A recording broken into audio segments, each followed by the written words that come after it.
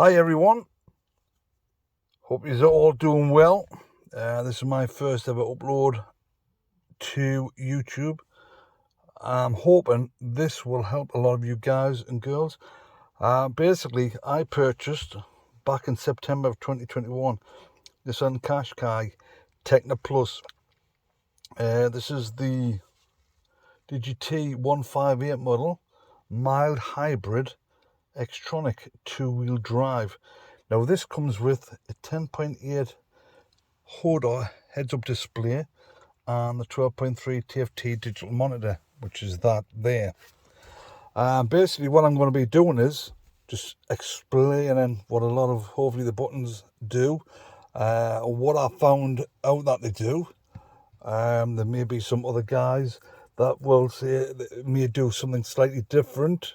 I will probably miss a bit.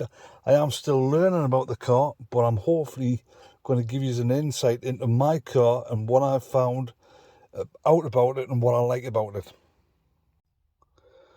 So let's get cracking. Let's turn it on. Stop button. Now, just to show you while I'm here, this is a 15 watt wireless charger for phones that are compatible.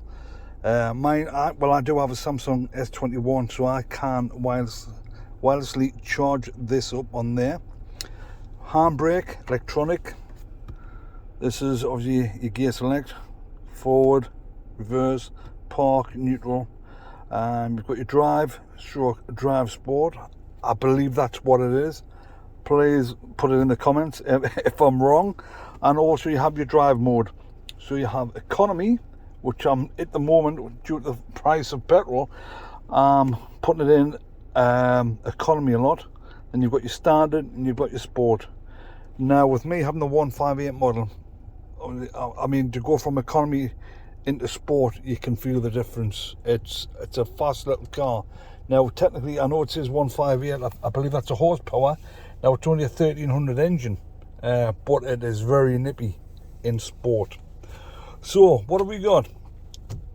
Ergonomic steering wheel. I love this. It's obviously with one of the buttons here, obviously, which one is it? I believe it's that one there. It heats your steering wheel. Obviously it's quite warm at the moment, so I've got the aircon on, so I don't want the heated steering wheel on, but in the cold weather that will be ideal. Now what I was really excited about when I got this car was that button there. There's many times where I live in the northeast, it's freezing cold, and you get up in the morning and it's icy.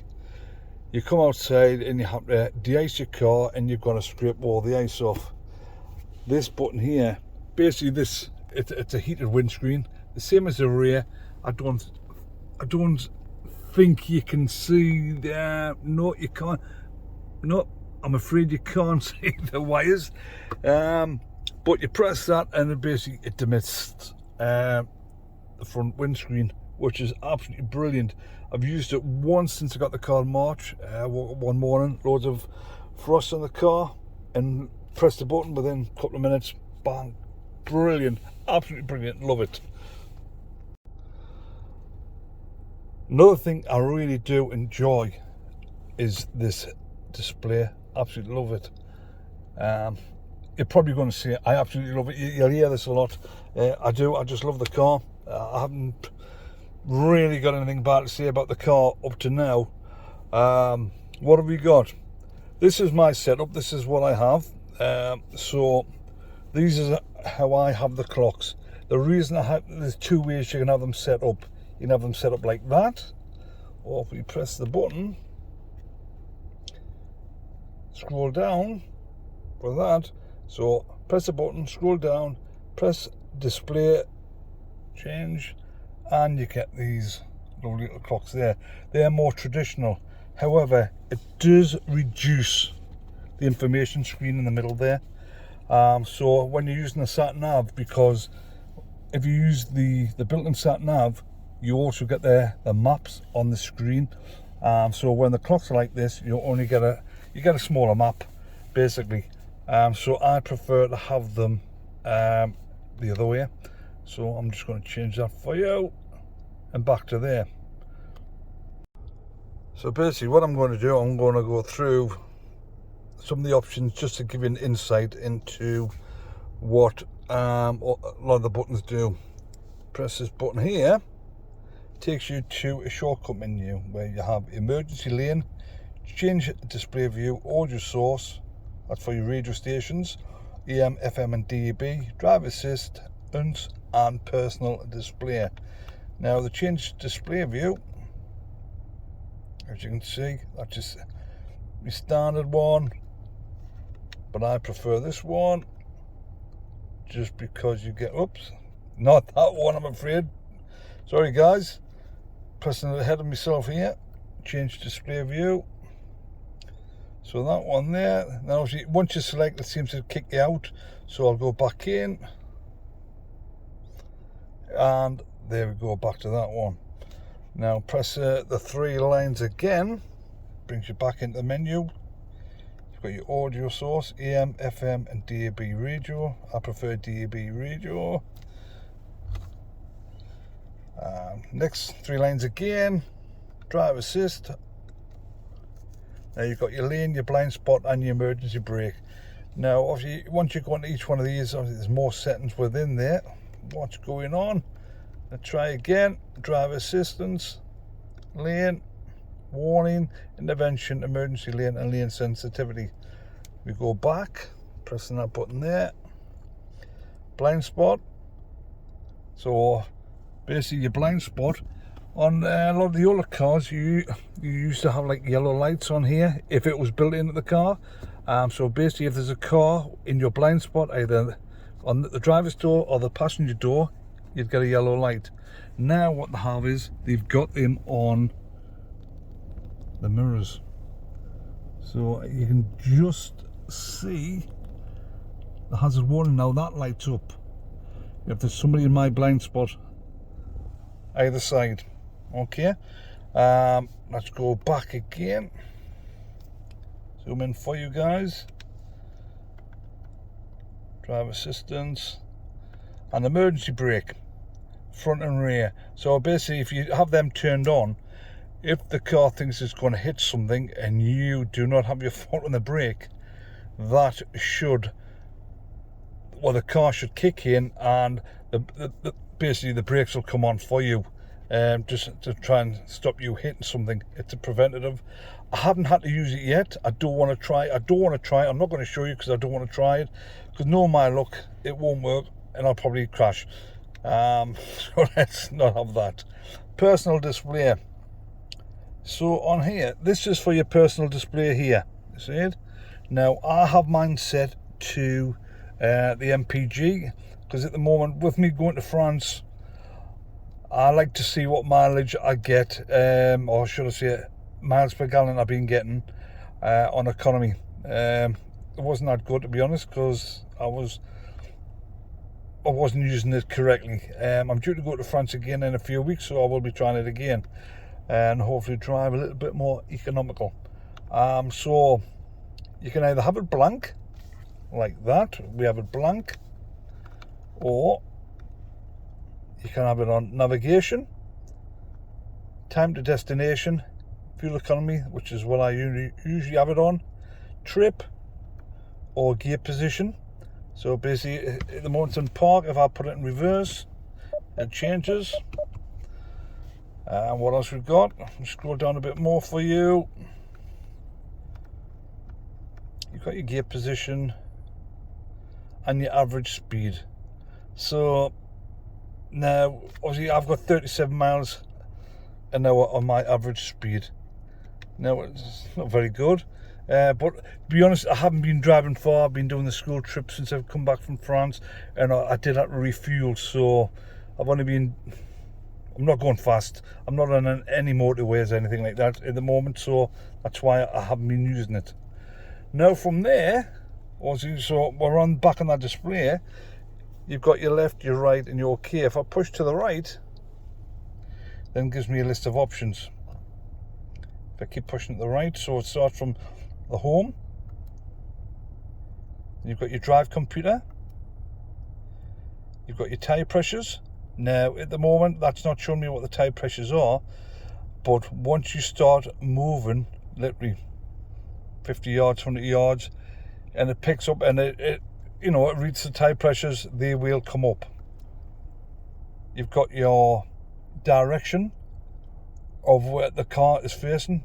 Now, when you use the onboard sat nav, that then changes and shows you obviously the map of basically where you're going. That's for your music. Now, this again is for your, as I said earlier on, your blind spot, your forward and your lane. So it's basically like a safety cage, so to speak, without the cage. So if you have this screen on and somebody goes in your blind spot, which is, as you can see there, they are your blind spot areas, they will flash up. So like again, and obviously you've also got audio turned on for them, and also you've got your forward as well. So if something's in front of you, you'll get your audible alert as well. And the last one is takes you into settings. So if I go back to home, you'll notice on here I have 2 dots. So if I use the scroll mouse, if there's another option, it will take you to it on that screen. So at the moment there's nothing else on that one. So I'm going to push along to the right again, take me to my drive computer. So my drive computer says since start. I'm now going to scroll the wheel mouse or the wheel down, and you've got fuel economy since start. So that tells you your average MPG, average miles an hour, obviously your driving, total miles, and obviously the time that the engine's been turned on. So for me it's 27 minutes, or the ignition's been turned on. I'll scroll down, that's your average. Now you can press this button here, because it's, although you can obviously scroll it up and down, you can also press in. So you've got your drive computer, so you've got your average since reset, press it, since you start, obviously I haven't drove anywhere, and since you refuel. So since I refueled, I've done 15.5 miles, average 21.7 miles to the gallon, and since the reset, only 31.6, and from the start, but I haven't done anything. Now, as you go through all the different options, as long as you can see them 2 dots, that there are other screens that you can go down through there, and obviously, you know, the wheel, should we call it. I'm going to press a button, see if there's anything else that we can do on there. So yeah, if you press that, you've got your fuel economy since you refuel, average 21.4, since reset 31.6, since you start. So that's it. So you just keep going round on a cycle if you kept pressing that button. We'll move to the right again. You've got your tyre pressures. So like I say, they won't come up until I start driving, but I've also got 3 dots down there. So if I scroll down with the wheel mouse, why do I call it a wheel mouse? It hasn't got a tail, but I'm just so used to having like a wheel mouse on the mouse in the home PC. So alright, so I've scrolled down once, stop start. So basically, with it being like a mild hybrid engine, basically what they're saying about this engine is a lot of the fumes, or so the exhaust fumes, instead of them going out the exhaust, from what I mean, please correct me if I'm wrong, a lot of the exhaust fumes, they come back in, or you know, into the engine, and they use them to give you that just a little bit more power.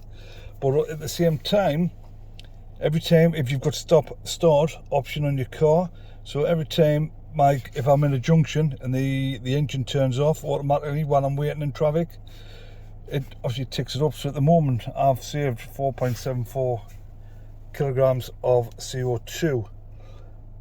So hopefully that'll go up. And we scroll again, that's total for CO2 saved. So it's not much, but it's a start, as long as we all do our little bit. Right, next screen, we have our sat nav. So at the moment it's showing obviously the street, but it's also showing you direction. So what I'm going to do is I'm going to go into this screen here, I'm going to press map, and I'm going to go to a destination, I'm going to go previous destination, Sainsbury's in Folkestone. There you go. So this is showing us where we are, Washington 10 away. Now I've clicked on start on here on the map, and it shows us where we need to, obviously where we go, which is great. Now at the same time, because it's a Tekna Plus as well, I have the HUD display, or the HUD display, and you can see on the windscreen the direction where it's telling me to go to start off going to Folkestone. It also tells me obviously what the miles or the speed is for that road, the speed I'm doing, and how many yards to go to that junction. So 50 yards to go to I get to Richmond Avenue for that right turn. Now this is why I love that screen. It's absolutely, I love it. Now just to show you the difference in the size of the screen for the map if you change your clocks. If I press the button with the 3 lines, change display view, you see it just cuts the map off a little bit. So for me, I mean everybody's different, but this is my preference. I prefer to be able to see more of the map, so I'm going to change that back. To be honest, now that I've looked at it, it's not much of a road. It's not really cutting off anything, but whether it's just me, but I prefer it like that. So that's it with the obviously the sat nav on there. Again, got the 2 dots, so I'm gonna scroll down and see what we have. Just takes you back to your map. Your direction that you're facing. So we're facing, I would say, southwest possibly. Scroll back up, takes us back to our map. I'm going to press a button, see if it does anything. Doesn't do anything, so I'm going to cancel that just so I can come back off there. Let's have a cancel route. Yes. All right, let's go to the next screen. Push to the right, takes you to your music. Now I'm going to turn the music up a little bit. We have Radio 1.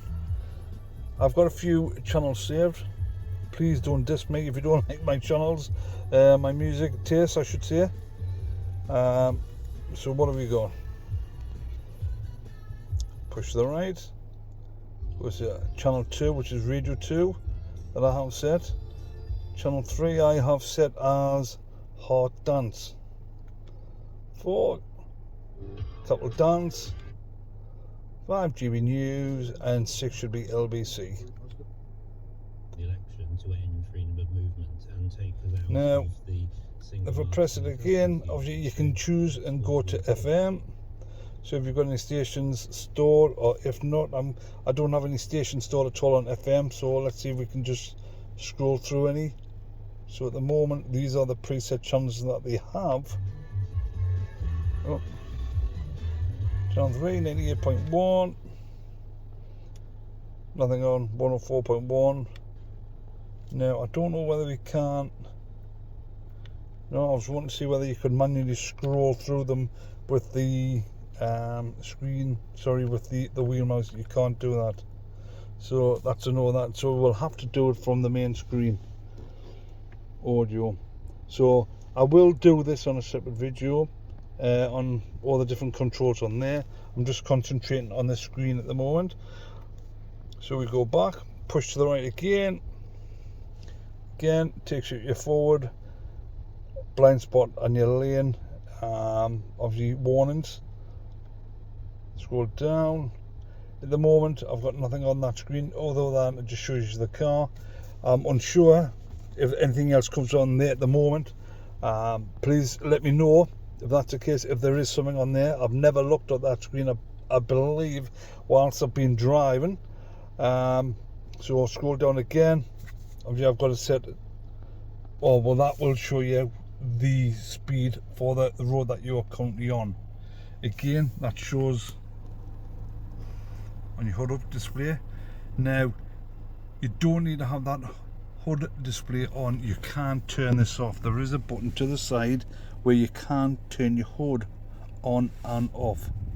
See that button there? It's off. If I press it again, it's on. I prefer to leave it on just because that way then I'm not distracted and looking down the clocks, which is like what every millions and billions of people have been doing for years. However, I just prefer to look at the hood display. I paid for it, I'm going to use it. Push to the right once more, takes you into your settings, and from there, if you push enter, takes you into all the more, you know, in-depth settings, ESP settings, driver assistance, personal display, which is basically that's your personal display, so you can change that there. Your heads-up display. Now from the heads-up, I do know the heads-up display, it's settings for that basically, so you can just change where you want that. You can move it left, right, up or down slightly, or twist it depending on how you sit, just to make sure you can see it on the screen. Eco settings, tire pressures, the clock, vehicle settings, maintenance, display settings, unit language, so basically, you know, kilometers, miles per hour, or factory reset, which will take everything back. Now, what I did notice when I first got the car as well, I didn't know whether it would, to be honest, now that it's on there, I love it. Basically, when you are driving and you have your speed up there, how fast you're going down there, now it tells you what your speed is in miles per hour. However, it also tells you what you're doing in kilometers. Now, if you want to leave your screen like that, if you're driving abroad like I do, I changed the clock, you know, the settings over so they are in kilometers. So once I change that over to kilometers, that then changes to miles per hour. If I revert back to miles per hour on the main screen, you'll then come back to kilometers in the bottom right hand corner. On the right hand side of the steering wheel, the buttons we have a speed limiter, intelligent cruise control. Now that button there is basically so you can set the distance if you are using the cruise control to short, medium or long, the distance between you and the car in front. So if you have it in short and you've got your cruise control on, it will set a distance that's really close to the car in front. If you set it in medium, obviously a slightly bigger difference, and if you set it long, you have quite a distance between you and the car in front. That's for your telephones, answer and end calls, and also speech recognition.